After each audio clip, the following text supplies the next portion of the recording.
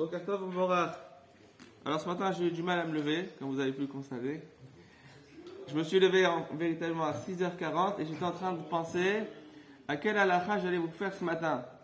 Et vous savez, le meilleur moment quand on dort, c'est quand on est déjà réveillé et après on se rendort comme ça, vous savez.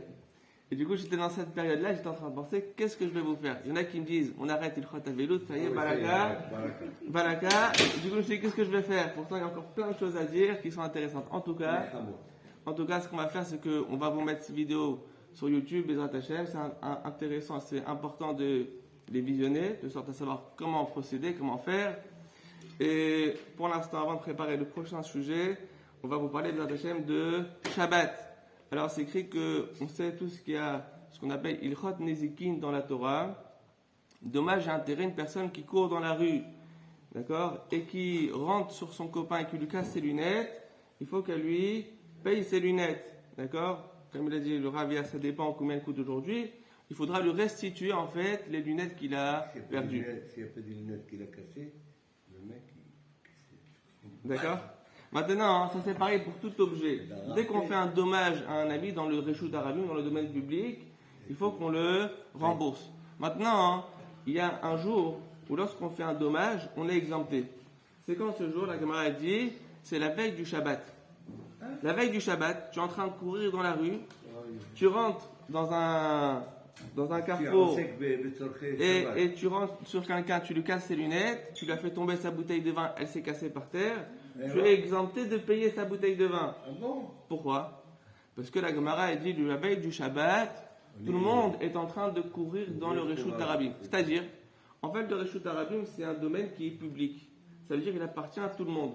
C'est quoi l'utilisation de ce domaine? En fonction de l'utilisation du public. En semaine, on ne court pas. On va au travail normalement, d'accord, etc. Quand est-ce que l'effervescence, elle commence à rentrer dans le domaine public, qui en fait un endroit où on court dans la rue, la veille du Shabbat? Pourquoi? Pour faire les courses.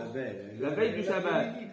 Pour faire les courses du Shabbat. Il manque le poisson, il faut aller acheter les légumes, il faut acheter le vin, etc., etc. On est en train de courir et du coup, ça rend le Reshut Harabim à l'endroit où on court et du coup, c'est à la personne de faire attention que personne ne lui rentre dedans. À la Nizak Lachiketasmo, c'est à la personne qui est endommagée de faire attention de ne pas être endommagée par une autre personne. Maintenant, quand on dit de... Mais pourquoi c'est valable que Erev Shabbat et pas Erev Yom Tov et pas Erev... Et Erev Yom Tov pareil. Erev Yom Tov pareil. C'est valable? Oui. Ah, bon. D'accord. Alors écoutez, maintenant quand on parle qu'il faut s'affairer, qu'il faut se dynamiser, d'accord, courir pour les préparatifs du Shabbat, quand on dit les préparatifs courir, c'est pas forcément aussi être nerveux. Du choule. Chas v'shalom. Pourquoi c'est pas écrit qu'il faut être nerveux? Quand on est en train de préparer des choses, et il faut faire vite, parce que bientôt Shabbat rentre, et il manque des choses, qu'est-ce qui se passe? Tout d'un coup, hop, on s'énerve. Et là, le problème, c'est quoi? On sait que lorsque Adam Arishan il a fauté... Elle paye, si elle s'énerve, elle paye. Ah, là, elle paye.